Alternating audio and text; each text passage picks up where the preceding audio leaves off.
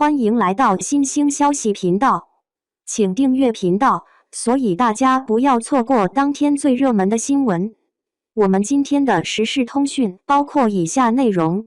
赵丽颖重启关卡。何幸福这个角色从某种意义上来说是非常直白的，而饰演这样一个拥有着显现性格的人，其实对于演员在不同环境进行相应情绪变化处理上的要求很高。距离上一部卫视剧《知否知否应是绿肥红瘦》播出4年之后，赵丽颖化身村妇何幸福携新作《Happiness to 10,000 Homes》回归电视屏幕。赵丽颖的人气自不必多说，新剧首播当晚便喜提开门红，双台卫视收视率包揽第1、第2名，灯塔全网剧集正片市占率第1，猫眼热度也蝉联日冠。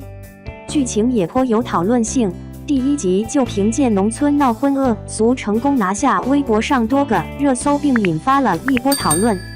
如果说4年前《知否》里的赵丽颖还是对大女主这个头衔有渴望，但仍处于摸索状，那么《幸福到万家》中她已经透着坚定转型的决心，而她能否借助这部现实题材剧完成漂亮的转身，想必是所有观众所关注的。当代秋菊和幸福改编自秋菊传奇的《Happiness to 10,000 Homes》，在剧本上都有着扎实的打底，一众实力派演员的加盟给表演质量安上了保险。而导演郑晓龙、编剧赵东玲、制片人曹平的强联合，更是让剧集在幕后团队这个层面上获得了多一重保障。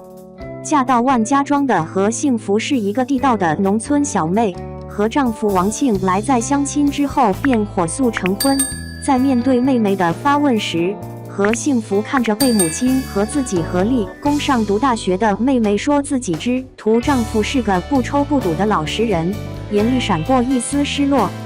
本对生活并没有过多奢求的她，心中期盼的好日子并没有如愿到来。结婚当日，妹妹被当地村支书万善堂的儿子万传家闹婚，何幸福冲进房间，想都没想就抡起板凳制止，砸伤村书记儿子，让何幸福以及王家人陷入全村的非议。但是面对人情世故导致的有失公允，何幸福并没有低头屈服，她霸气回应议论，得罪了村书记，日子该咋过咋过。在和丈夫一道为商人认错时，也会要求书记儿子给妹妹道歉。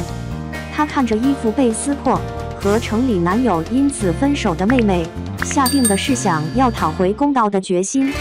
和公婆、丈夫、万书记的几次对戏，何幸福勇敢善良、不为权力低头的个性被立体的勾画出来。Happiness to 10,000 Homes 里的赵丽颖扎着低马尾，两手总是插在那件红外套的兜里，不施粉黛，村妇形象尽显。在剧中烧火做饭等生活场景里，赵丽颖干净麻利的动作表现也让观众对于何幸福这个农村角色有了信任感。而颇考验演员能力的原声台词呈现，也让观众见证了赵丽颖演戏的认真态度。出演何幸福这样一个坚韧正直的角色，需要骨子里带着一点莽。在灶台旁的那个回眸，是她得到处理结果时的不解，而新婚当夜独自起身思考的侧影，是她不愿不了了之的执着。何幸福这个角色从某种意义上来说是非常直白的，而饰演这样一个拥有着显现性格的人，其实对于演员在不同环境进行相应情绪变化处理上的要求极高。就目前几集而言，赵丽颖在完成角色形象的初始搭建上做到了合格，并且在一众演技派你来我往的对戏之间，并没有显示出示弱和拉垮。但随着 Happiness to 10,000 Homes 的情节推进，赵丽颖是否能在后期成功体现人物的成长变化，还需要持续的观察。一步之遥的转型之路，赵丽颖自出道以来都被称为励志型的演员。从小角色做起的她，2013年通过《陆贞传奇》收获关注，而后《杉杉来了》让她积攒了不少的人气。但让她火到众人晓的是15年的古装仙侠剧《花千骨》，她饰演的花千骨和男主白子画的师徒恋当年让大家为之动容。这部剧也创造了中国内地周播剧收视纪录，为赵丽颖本身带来了不少荣誉。花千骨的成功也让赵丽颖随后的发力点主要集中在古装仙侠剧这一块。《蜀山战记》《青云志》《楚乔传》《有匪的》等一系列剧集的播出，让赵丽颖获得了呼声，但仍缺乏奖项的认可。仙侠具有其剧种的特殊性，对于演员们来说是一个好坏相伴的存在。虚构的人物、特效的加入以及符合仙气设定的配音，其多彩的剧集元素可以更立体地营造氛围感。对于新人演员来说，可以弱化掉一些演戏气势上的不足，也能在短时间内快速收获年轻人的喜爱。但是对于渴望自证表演能力的演员来说，仙侠剧并不是最好的舞台。他当然也明白这个道理。在一系列仙侠偶像剧播出之后，他选择出演了古代社会家庭题材剧《知否知否应是绿肥红瘦》，不论是色调、人物服饰和剧情内容都一改往日模样，变得沉着起来。赵丽颖和盛明兰是有很高适配度的，家中最不受宠爱的女儿，生存艰难，但在万般打压之下依然自强自立，逐渐成长。盛明兰的成长是靠着一路收敛锋芒，以柔克刚完成的，而小个子、圆圆脸长相的赵丽颖在外表上符合了盛明兰的柔，细看也会流露出骨子里的刚。但想要在演技派前辈们的高质量的群戏中不落下风，光是契合角色是不够的。《知否》中的赵丽颖在一些戏上的动作和神态已经透露出她开始注重处理细节的方向了。可这部当年大火的高口碑作品，让她离转型收获肯定仍有着一步之遥。而后，她便出现在了悬疑题材网剧《谁是凶手》里。虽然尝试了新的题材，赚足了关注度，但在一些关键戏份上，眼神传达的缺失让白切黑医生的人设变得单薄，让不少寄望在该剧中看到赵丽颖演技展现实质性蜕变的观众稍有失望。在转型的过程中，经历过多方探索的赵丽颖，这次在《Happiness to 10,000 Homes》里的进步效果似乎比之前来的更明显一些。这部主旋律搭配女性成长题材的作品中扛起大女主的旗帜，对于赵丽颖来说或许是一个成也萧何，败也萧何的赌注。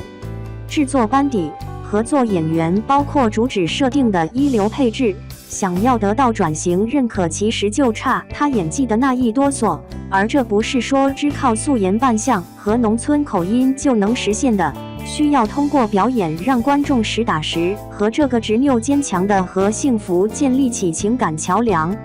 其实，赵丽颖对于转型的选择并不让人意外，此前作品的成功和人气让她成功跻身85花之列。